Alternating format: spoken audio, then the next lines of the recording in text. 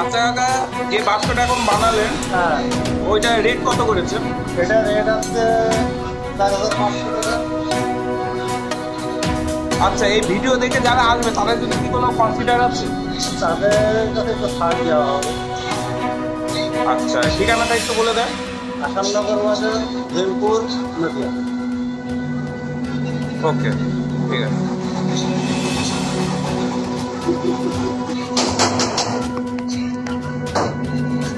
বাড়িতে দেখি